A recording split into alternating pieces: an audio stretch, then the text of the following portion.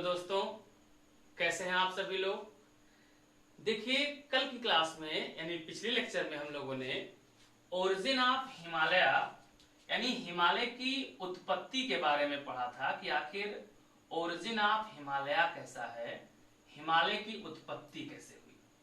और जब हम लोगों ने हिमालय की ओरिजिन के बारे में पढ़ा था, इसके बारे में हम लोगों ने प्रिंसिपल देखे, खास करके इसमें हम लोगों ने देखा था continental drift theory by Wegener, और उसके बाद हम लोगों ने पढ़ा था जियोसिंक्लाइन ओरिजिन थ्योरी बाय कोबर।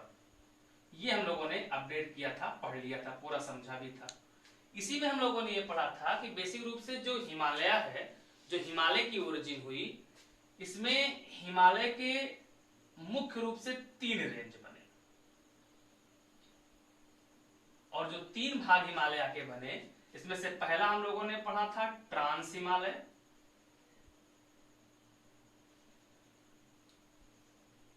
दूसरा हम लोगों ने देखा था ट्रांस हिमालय के बाद दूसरा हम लोगों ने पढ़ा था मेन हिमालय, और उसके बाद जो तीसरा हम लोगों ने पढ़ा वो है अराकानयोमा, या इसी को बोलते हैं पूर्वांचल हिमालय।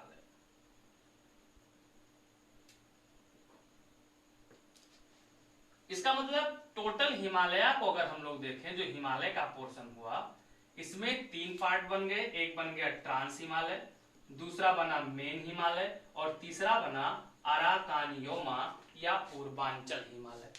अब इसके बाद अगर हम लोग देखें तो जो हिमालय के सारे रेंज हम लोगों ने देखे हैं, इसमें से ट्रांस हिमालय के 3 रेंज हैं। एक है कराकोरम, कराकोरम के बाद दूसरा है लद्दाख, लद्दाख के बाद तीसरा है जास्कर। कराकोरम और लद्दाख रेंज, जो कि ट्रांस हिमालय के ही भाग हैं, इन दोनों के बीच में एक नदी बहती है, और जो नदी इन दोनों को अलग करती है, इस नदी का नाम है श्योक रिवर। कौन सी नदी है? श्योक नदी है, जो कि कराकोरम और लद्दाख को अलग करती है। इसके बाद हम लोग देखें तो जो लद्दाख और जास्कर है, इसके बीच में जो नदी बहती है यह है इंडस रिवर यानी सिंधु नदी है। उसके बाद जास्कर के बाद कौन सा रेंज शुरू हो जाएगा? मेन हिमालय प्रारंभ हो जाता है।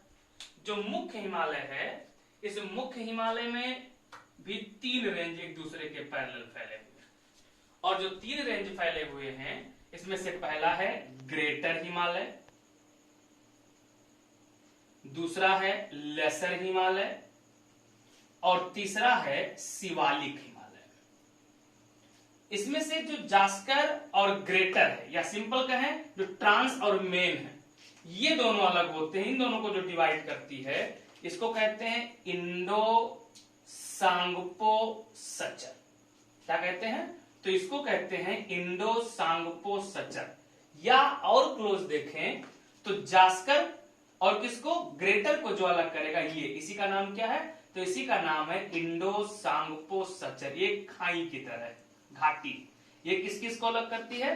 तो ये अलग करती है जास्कर को और ग्रेटर हिमालय को। या क्या कह सकते हैं, क्योंकि जास्कर ट्रांस का भाग है, ग्रेटर मुख्य हिमालय का भाग है, तो ट्रांस और हिमालय को अलग करने वाला इंडो सांगपो, या जास्कर और ग्रेटर को अलग करने वाला इंडो सांगपो। उसके बाद जो ग्रेटर और लेसर है, ये कैसे अलग होते हैं? तो ग्रेटर और लेसर अलग होते हैं MCT। इसको बोलते हैं मेन सेंट्रल थ्रस्ट। क्या बोलते हैं इसको?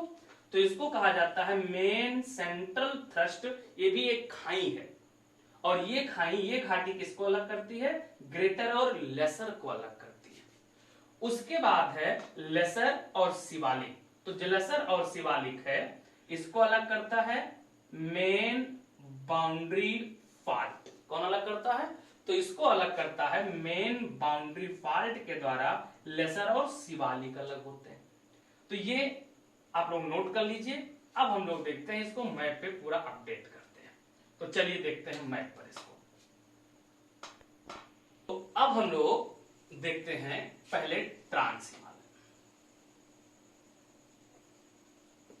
देखो, अगर हम लोग ट्रांस हिमालय के बारे में देखेंगे, ट्रांस हिमालय को ही कहा जाता है हिंदी में परिवर्ती हिमालय, या इसी को कहते हैं तिब्बत हिमालय। क्या बोलते हैं? तो इसी को कहते हैं परिवर्ती हिमालय, या इसी को कहते हैं तिब्बत हिमालय।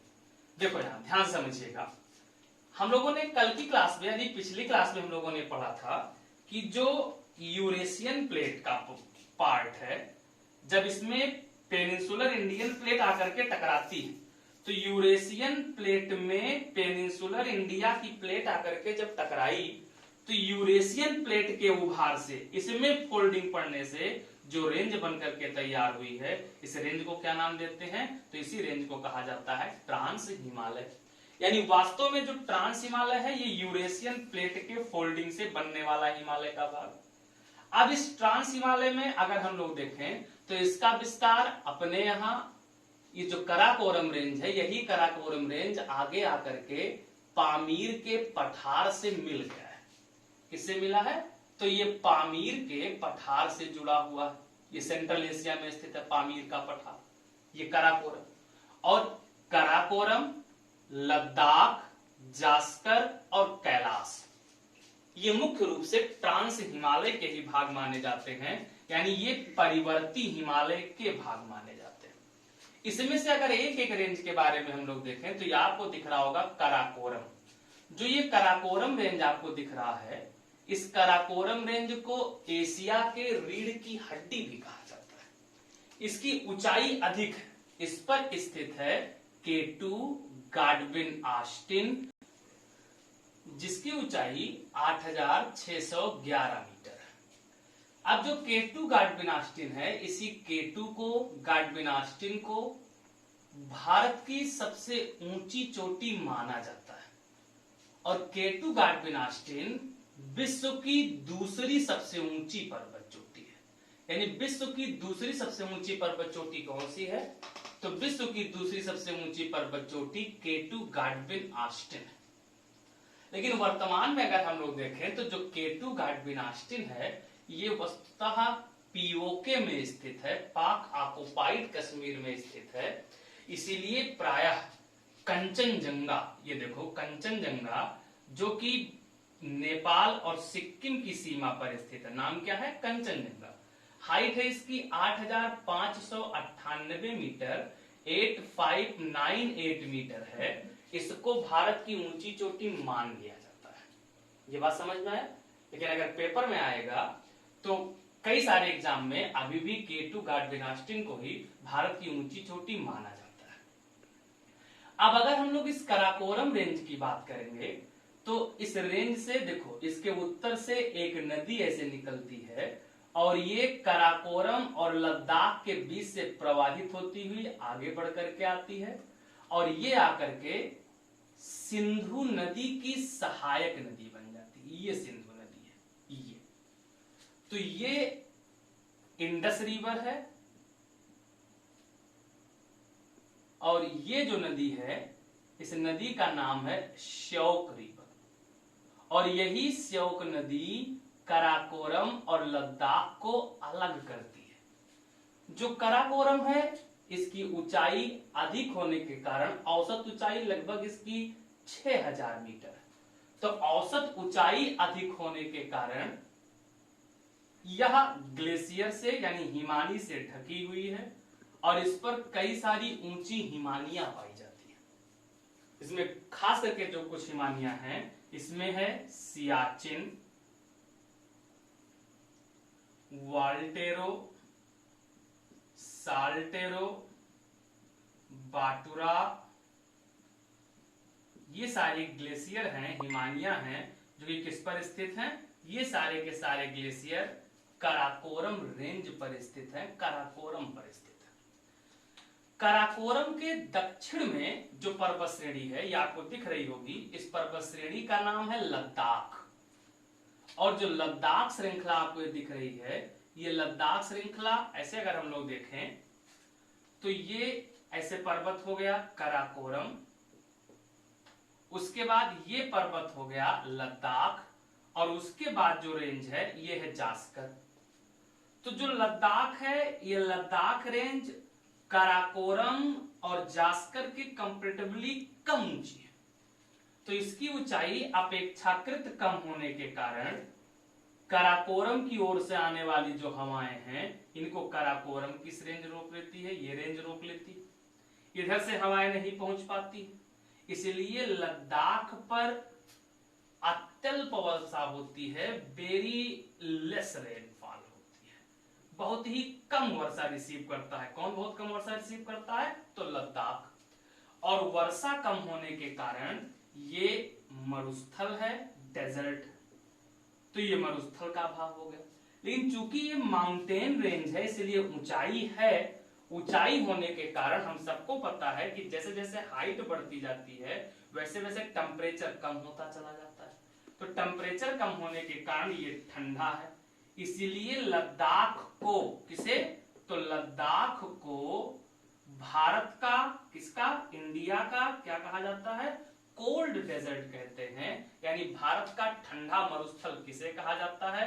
तो भारत का ठंडा मरुस्थल लद्दाख को कहा जाता है।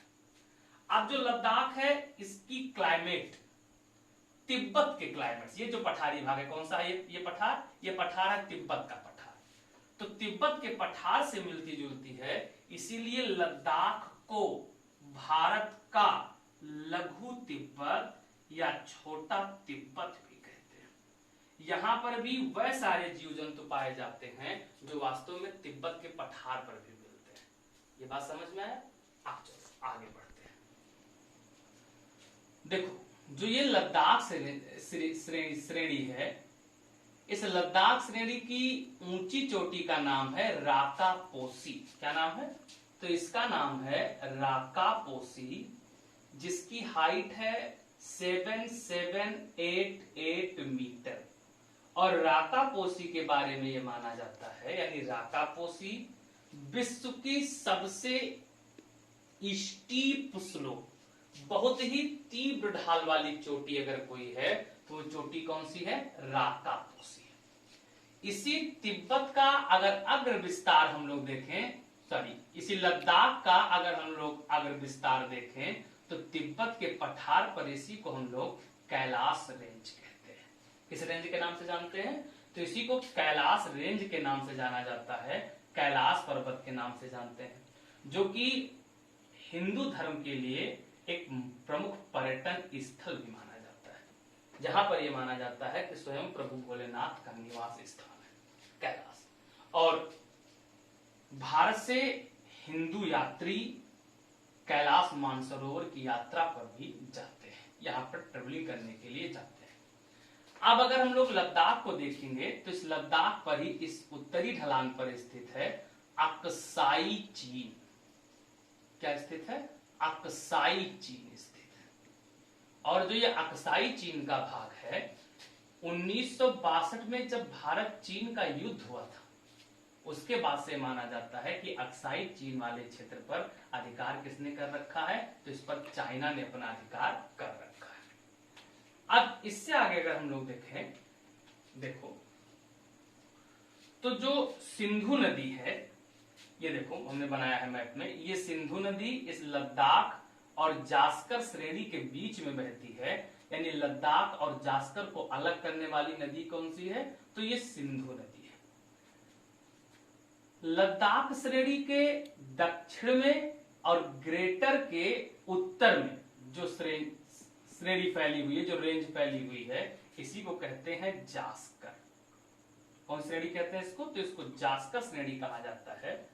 इसकी उत्पत्ति के आधार पर अगर हम देखें तो उत्पत्ति के आधार पर इसका समय लगभग ग्रेटर के आसपास का समय माना जाता है, जब ग्रेटर हिमालय की ओरिजिन।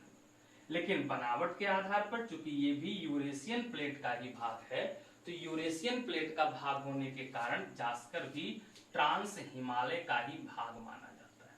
यानी अगर ये पूछा जाए कि ट्रांस हिमालय की सबसे दक्षिणतम पर्वत श्रृंखला कौन सी है, तो ट्रांस हिमालय की सबसे दक्षिणतम पर्वत श्रृंखला में नाम आता है जास्कर का। जास्कर के बारे में देखा जाए तो जास्कर का विस्तार जो है, ये जास्कर का विस्तार लद्दाख, ये देखो जम्मू कश्मीर, लद्दाख, और उसके बाद अगर आगे देखें तो हिमाचल प्रदेश, और थोड़ा सा भाग इसका मान लिया जाता है कि उत्तराखंड तक पहुंच गया है। और इसकी ऊंची चोटी, जास्कर की ऊंची चोटी कामेट को माना जाता है। किसको मानते हैं? तो कामेट को जास्कर की ऊंची चोटी माना जाता है। तो इस प्रकार काराकोरम जो कि जम्मू कश्मीर और लद्दाख के क्षेत्र में फैला हुआ है, वर्तमान में यह लद्दाख के क्षेत्र में विस्तारित है। उसके बाद जो लद्दाख है ये जम्मू कश्मीर और लद्दाख के क्षेत्र में फैला हुआ है, और जो जास्कर है इसके बारे में माना जाएगा जम्मू कश्मीर, लद्दाख, हिमाचल प्रदेश और उत्तराखंड के क्षेत्र में फैली हुई पर्वत श्रृंखला है। अभी हम लोगों ने डिस्कस कर लिया है कि ट्रांस